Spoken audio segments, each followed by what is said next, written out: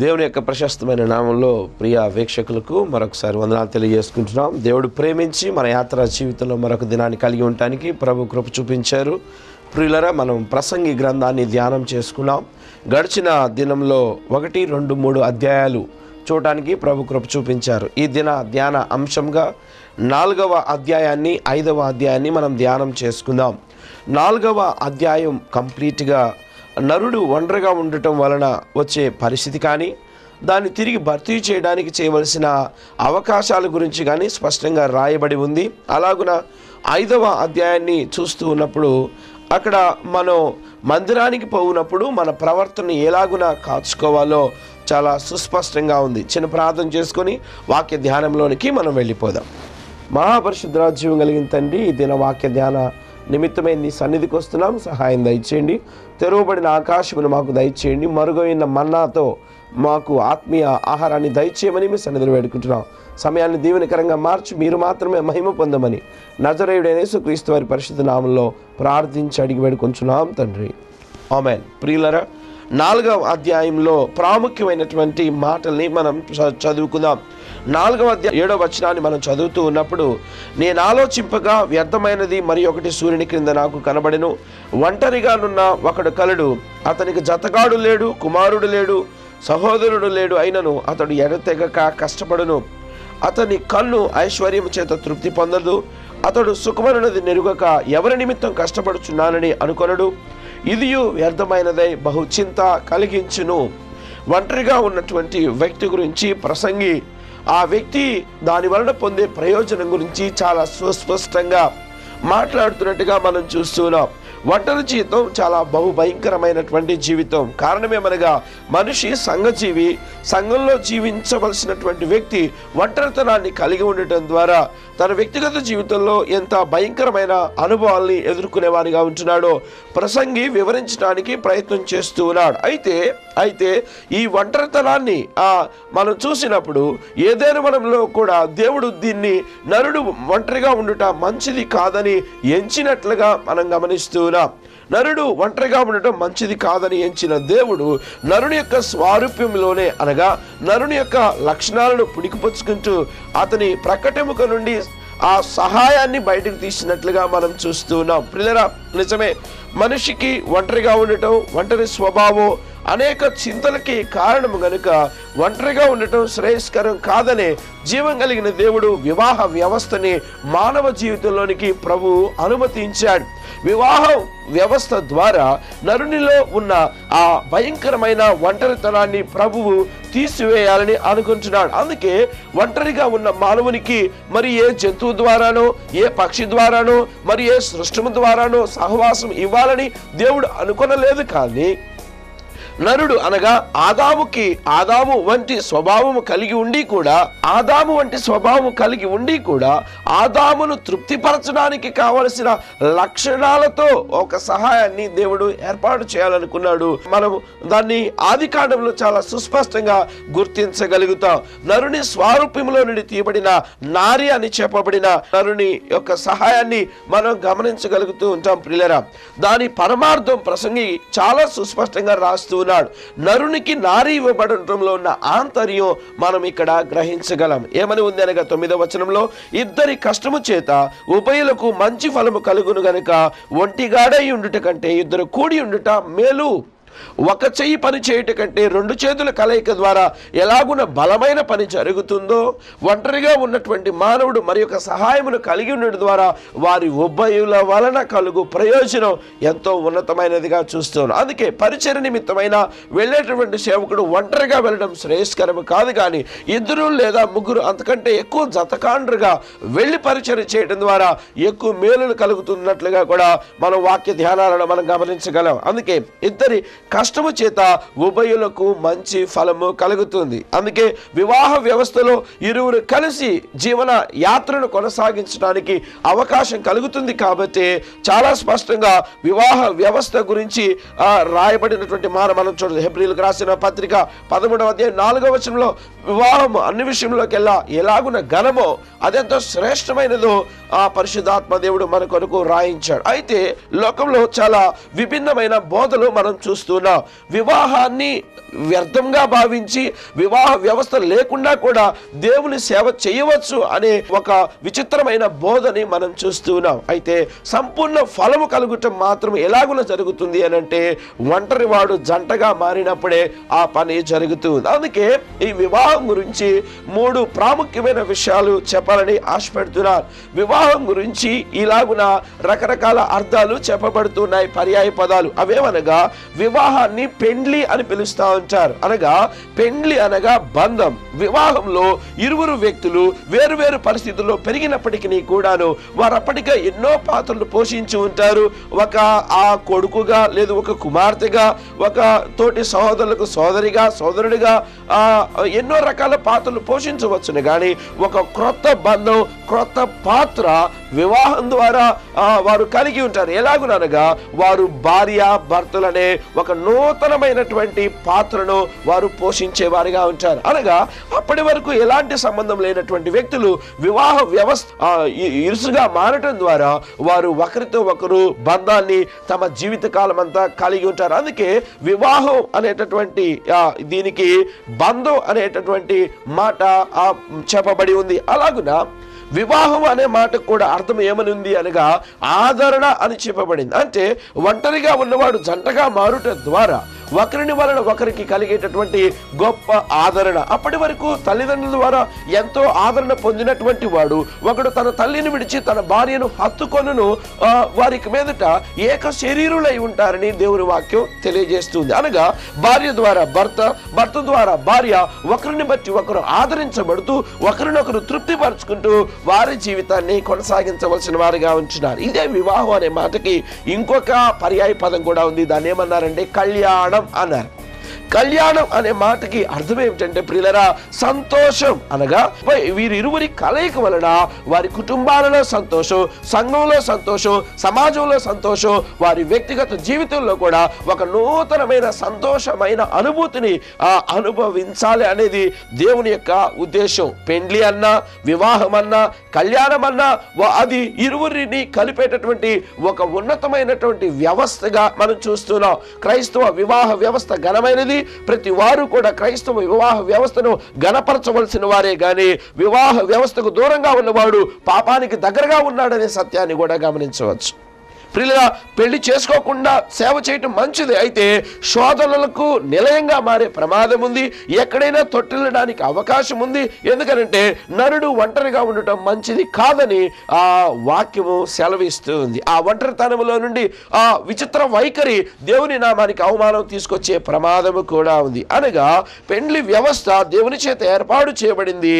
దాని నుండి ప్రసంగి ఏమని మాట్లాడుతున్నాడంటే ఇద్దరి కష్టము చేత ఉభయులకు మంచి ఫలము కలుగును గనుక ఒంటిగాడ ఉండుట కంటే ఇద్దరు కూడి ఉండుట మేలు. ముందుకు పదాం. వారు పడిపోయినను ఒకడు తన తోటి వాడిని లేవనెత్తును. ఒకరు ఆత్మీయంగా బలహీనంగా ఉన్నప్పుడు, ఒకరు ప్రార్థనకు దూరంగా ఉన్నప్పుడు, ఆత్మ సంబంధమైన విషయాల్లో లక్ష్యం లేకుండా గాడి తప్పి తిరుగుతున్నప్పుడు మరలా తోటి వాడు తిరిగి వారిని సంఘంలోకి చేర్చడానికి, ఆత్మీయతలోనికి చేర్చడానికి, ప్రార్థనానుభవంలోనికి చేర్చడానికి గొప్ప అవకాశము కలిగి ఉంటుంది. ఈ అధ్యాయంలో ఆ వచనాలు చివరి మనం చూస్తున్నప్పుడు ఏమని ఉందనగా 12వ వచనం చివరిలో 3 పేటల త్రాడు త్వరగా తెగిపోదు కదా. ఇక్కడ ఒక నిమిషం ఆగుదామండి. 3 పేటల తాడు అంటే ఈ మధ్య క్రైస్తవ సంఘాలలో కూడా 3 పేటలు కలిగిన తాళ్ళను కట్టడం అది ఆ క్రమాన్ని నేర్చుకుంటున్నారు. ఇది చాలా ప్రమాదకరమైన స్థితి. కారణం ఏమిటి అనగా తాళిబొట్టు అనేది లేదు 3 పేటల త్రాడు అనేది కంప్లీట్ గా హైందవ వివాహ వ్యవస్థకి సంబంధించిన అంశము. ఇది క్రైస్తవ వివాహ వ్యవస్థలోకి ఎక్కడా దీనికి తావు లేదని గుర్తుపెట్టుకోవాలి. చాలా మంది బోధకులు కూడా ముప్పేట తాడి అనగానే 3 పేటల తాడు పేని ఆ వివాహ వ్యవస్థ వాక్యం ద్వారా, ప్రార్థన ద్వారా జరగాల్సిన పరిశుద్ధమైన వివాహ వ్యవస్థని ఆచారాల ద్వారా, సాంప్రదాయాల ద్వారా అన్యులలాగా చేయడానికి ప్రయత్నం చేస్తున్నారు. ముప్పేట తాడు అంటే అర్థమేమిటి అనగా కుటుంబ వ్యవస్థలో భార్య ఒక పేట అయితే, భర్త ఒక పేట అయితే వీరిరువుని కలిపే దేవుడు దేవుడు ఇంకొక పేటగా ఉన్నాడు. ప్రియులారా, రెండు పేటలు కలిసినప్పుడు వచ్చేటటువంటి బలము కన్నా ముప్పేట తాడు అనగా భార్య భర్త వీరిరువురు దేవుని సన్నిధిలో ఉండటం వల్ల ఆ కుటుంబంలో దేవుడు ఉంటాడు కాబట్టి ఆ ముప్పేట తాడు తెగిపోదు. అది బలంగా ఉంటుంది, ఆ బంధం బలంగా ఉంటుంది, ఆ సంతోషం బలంగా ఉంటుంది, ఆ ఆదరణ బలంగా ఉంటుంది. అంతేగాని తాలిబొట్లు కట్టుకొని సంఘాలలో వివాహాలు జరిపించమని మాత్రం కాదు సుమా. ప్రియులరా, ఇక్కడ చూస్తూ ఉన్నప్పుడు ఈ వివాహ వ్యవస్థలో మరలా ఇంకొక 3 అంశాల గురించి మనం చూద్దాం. వివాహ వ్యవస్థ పటిష్టంగా ఉండటానికి కూడా 3 మాటలు చెప్తా ఉంటారు. ఏమని ఉందంటే ఇన్వైటింగ్ జీసస్, అంటే ప్రభువుని ఆహ్వానించడం ద్వారా వివాహ వ్యవస్థ గణపరచబడుతుంది. రెండవది ఇన్ఫార్మింగ్ టు జీసస్, అంటే దేవునికి తెలియచేయడం ద్వారా భార్యాభర్తల మధ్య ఉన్న ఏ సమస్య అయినా దాన్ని పరిష్కరించేవారు అత్తమామలు కాదు, దాన్ని పరిష్కరించేవారు సంఘ పెద్దలు కాదు, దాన్ని పరిష్కరించేది ఏ అన్యులు, పోలీస్ స్టేషన్లు, కోర్టులు కాదు. భార్యాభర్తల మధ్యన సమస్యని పరిష్కరించేది దేవుడు. ఎప్పుడు వీరు దేవునికి తావిస్తారో ఆ భారాన్ని, బాధ్యతని దేవుడు మోస్తాడు. అందుకే ఇన్వాల్వింగ్ జీసస్. మూడవదిగా దేవుడు పని చేయడానికి మనం తావివ్వాల్సినటువంటి వారంగా ఉంటున్నాం. ఆయన పని చేయడానికి మనం అవకాశం ఇవ్వాలి. ఆయన సన్నిధిలో కనిపెట్టుకొని ఉండాలి, ప్రార్థనలో కనిపెట్టుకొని ఉండాలి. అప్పుడు కుటుంబ వ్యవస్థలో ఎటువంటి సమస్య వచ్చినా, శోధన వచ్చినా, వేదన వచ్చినా, ఇరుకొచ్చినా, ఇబ్బంది వచ్చినా దాని విషయంలో దేవుడు అద్భుతంగా స్పందించే దేవుడిగా ఉంటున్నాడు. వివాహ వ్యవస్థను బలపరిచే దేవుడిగా ఉంటున్నాడు. ఇంకా భార్యాభర్తల మధ్య అన్యోన్య జీవితం గురించి కూడా ఒక 3 మాటలు చెప్పాలని నేను ఆశపడుతున్నాను. ఎప్పుడైనా భార్యాభర్తల మధ్య సమస్య వచ్చినప్పుడు వారు ఈ 3 మాటలు వాడాలని చాలా మంది పెద్దలు చెప్తున్నారు. ఏమని ఉందనగా ఫస్ట్ ఐఎమ్ సారీ అని చెప్పాలట. అనగా ఒకరి ఎడల ఒకరికి ఆ అవగాహన లోపం వచ్చినప్పుడు తప్పు ఎవరిదైనప్పటికీ కూడాను మొదటగా నిజంగా ప్రేమించే వ్యక్తి అయితే అవతలి వ్యక్తికి మొదటగా నన్ను క్షమించు అని అడగటం ద్వారా ఆ వ్యక్తి యొక్క వ్యక్తిత్వాన్ని బట్టి ఎదుటి వ్యక్తిలో ఉన్న కాఠిన్యం కూడా కరిగిపోయి వారు ఇరువురు ఏకమవడానికి అవకాశం ఉంటుంది. అనగా నన్ను క్షమించు అనే మాట వివాహ సంసార జీవితంలో దాన్ని భార్యాభర్తలు కలిగి ఉండాలి. ఇంకోటి ఐ మే బి రాంగ్, అంటే నాది ఏదైనా తప్పు ఉండి ఉండవచ్చునని మనది తప్పని ఎంచుకునే విషయంలో ఎదుటి వ్యక్తిలో గొప్ప ఆలోచన మనం పుట్టించగలం. మూడవదిగా భార్యతో భర్త, భర్తతో భార్య చెప్పాల్సిన మాట ఏంటంటే ఐ లవ్ యూ అని ఎప్పటికప్పుడు చెప్పాలి. ఏ పూటకా పూట చెప్పాలి, ఏ గంటగా గంట చెప్తే ఇంకా మేలు. కారణం ఏమిటి అనగా మనలో ఉన్న ప్రేమ ఏదో కార్యరూపం దాల్చకపోతే దానిని అవతల వ్యక్తి కొన్నిసార్లు అర్థం చేసుకునే స్థాయిలో ఉండలేకపోవచ్చు. అనగా భార్యతో భర్త, భర్తతో భార్య ఐ లవ్ యూ అంటే నేను నిన్ను ప్రేమిస్తున్నాను అని చెప్పడం ద్వారా పరస్పరం వారు ప్రేరేపించబడతారు. ఒకరి ఎడల ఒకరు గొప్ప అన్యోన్య జీవితాన్ని కలిగి ఉంటారు. అందుకే వివాహం అనే మాటకు ఒక ఆయన ఏమన్నాడంటే వి అంటే విడివిడిగా ఉన్నవారు, వా అంటే వాక్యం చేత ఆ హత్తు కనబడి చివరినటువంటి ఆ చక్రంలో, కుటుంబం అనే చక్రంలో వారు ఇమిడి ఉంటారు అని చెప్తున్నాడు. ప్రసంగి కూడా అదే మాట చెప్తున్నాడు. ఏమనందంటే 3 పేటల త్రాడు త్వరగా తెగిపోదు కదా. ప్రియులరా, అలాగున మన కుటుంబ వ్యవస్థలో ప్రభువుకు స్థానం ఇవ్వడం ద్వారా మనం అద్భుతమైన కుటుంబంగా, క్రీస్తు కేంద్రిత కుటుంబంగా, ప్రభు రాకడలో సిద్ధపడుతున్న కుటుంబాలుగా మనల్ని మనం చూడుకోగలం. బైబిల్లో ఎన్నో కుటుంబాలు మనకు మార్గదర్శకంగా ఉన్నాయి. మనం దీని వలన మనం ముందుకు పోదాం. 5వ అధ్యాయంలో రాయబడిన కొన్ని మాటల్ని జ్ఞాపకం చేసుకుందాం. 5వ అధ్యాయం 1వ వచనంలో ఈ మాట రాయబడి ఉంది. ఏమనగా నీవు దేవుని మందిరమునకు పోవునప్పుడు నీ ప్రవర్తన జాగ్రత్తగా చూచుకొనుము. ప్రసంగి కుటుంబ వ్యవస్థ గురించి మాట్లాడుతూ ఒంటరిగా ఉన్న వారి పాటు గురించి చెబుతూ వెంటనే 5వ అధ్యాయానికి వచ్చినప్పుడు మందిరానికి పోతున్నప్పుడు ఆత్మీయంగా ఎలాగున సిద్ధపడి మందిరంలోనికి అడుగు పెట్టాలో చాలా సుస్పష్టమైన హెచ్చరికల్ని మనకు చూపిస్తున్నాడు. ఆ వాక్య వివరణను మనం కోరుకుందాం. నీవు దేవుని మందిరమునకు పోవునప్పుడు నీ ప్రవర్తన జాగ్రత్తగా చూచుకొనుము. బుద్ధిహీనులు అర్పించినట్లుగా బలి అర్పించుట కంటే సమీపించి ఆలకించుట శ్రేష్టము.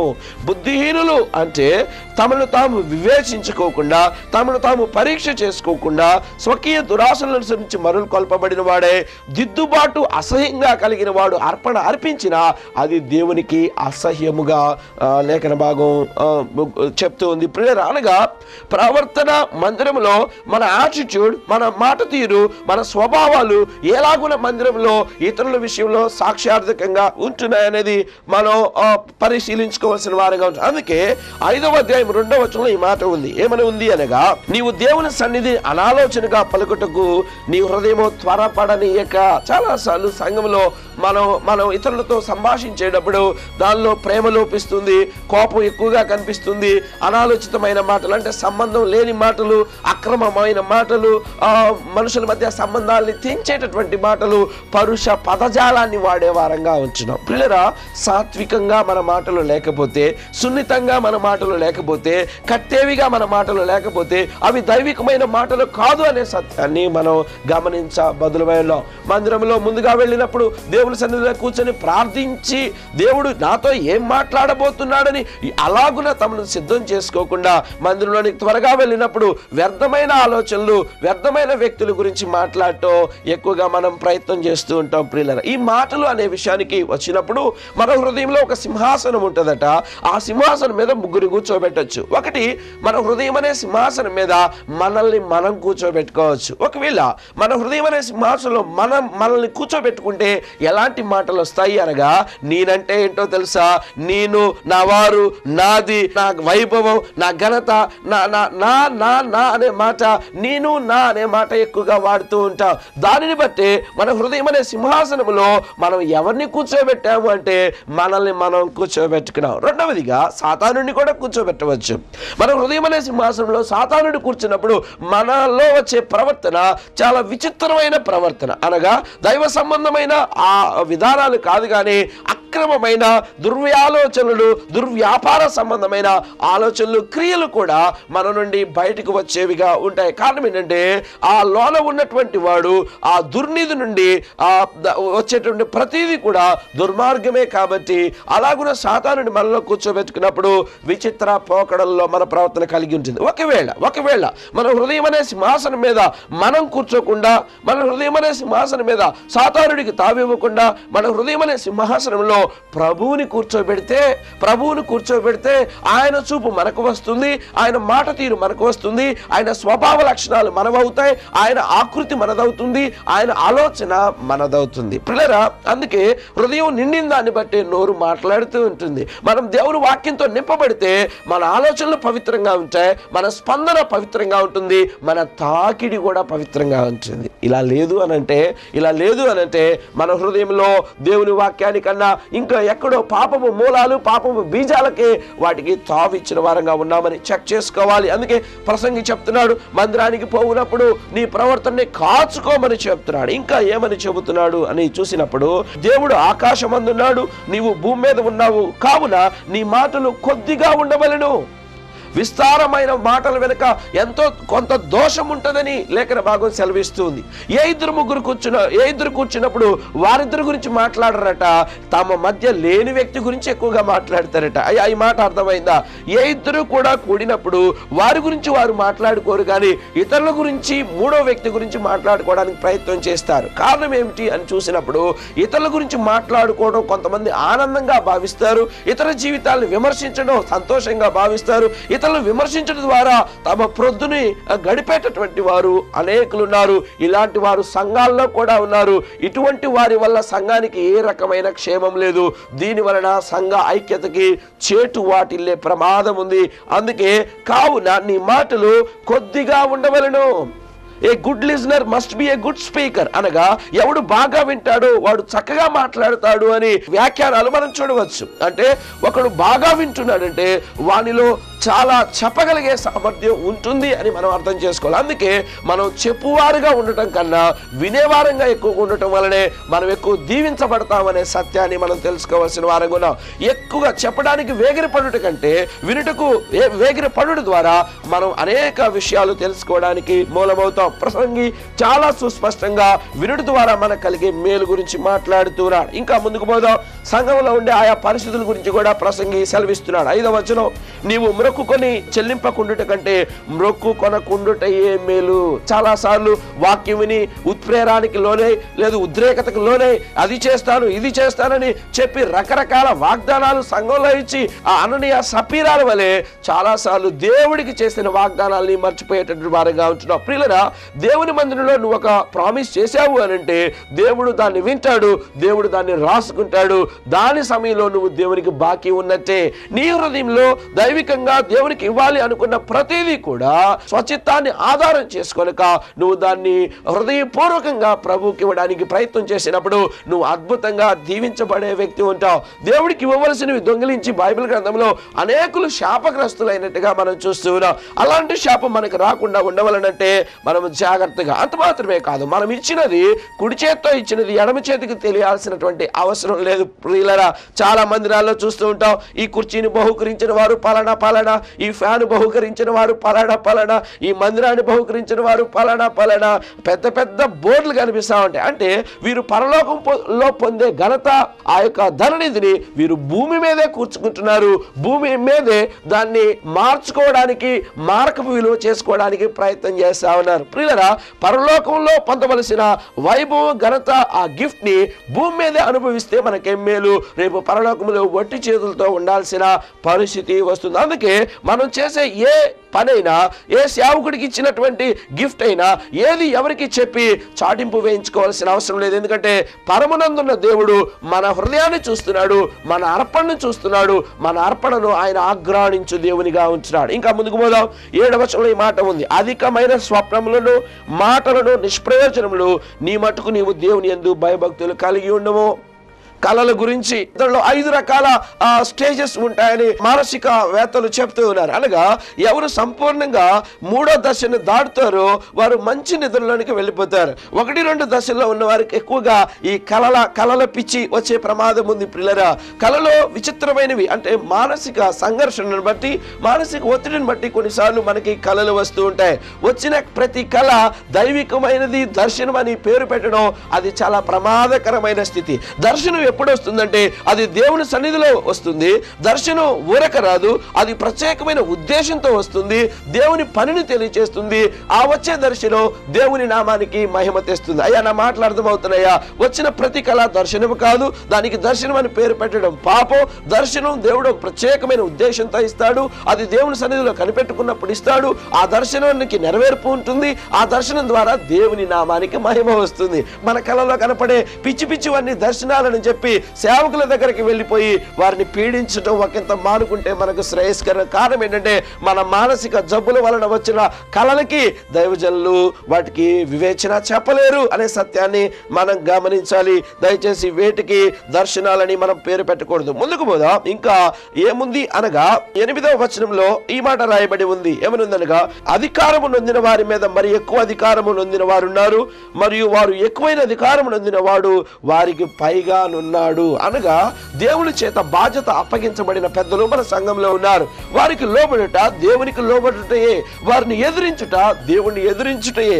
దేవుడిచ్చినటువంటి పెద్దలను గౌరవించడం, దేవుడిచ్చిన పెద్దలను సన్మానించడం, దేవుడిచ్చినటువంటి పెద్దల యొక్క యోగక్షేమాలు తెలుసుకోవడం మనకి ఆశీర్వాదకరం. కారణం ఏమిటి అనగా ఆ అధికారం ఇచ్చిన వాడు సర్వోన్నతమైన దేవుడు. భూమి మీద ఏ వ్యక్తికి ఏ అధికారం ఇవ్వబడినా అది కేవలం దేవుని కృపను బట్టి, దేవుని చిత్తాన్ని బట్టి అది జరుగుతుందనే సత్యాన్ని మనం గుర్తించాలి. ప్రభుత్వానికి లోబడుట, గవర్నమెంట్ వారికి లోబడుట, గవర్నమెంట్ చేసే కొన్ని రకాల శాసనాలను నెరవేర్చడం ద్వారా కూడా మనం దేవుని మహిమపరుస్తాము. ఉదాహరణకి మనకి ఆదాయానికి మించినటువంటి వనరులు మనం కలిగి ఉన్నప్పుడు పన్ను కట్టుట ద్వారా మనం దేవుని మహిమపరచగలం. ఈ సత్యం నీకు అర్థమైందా?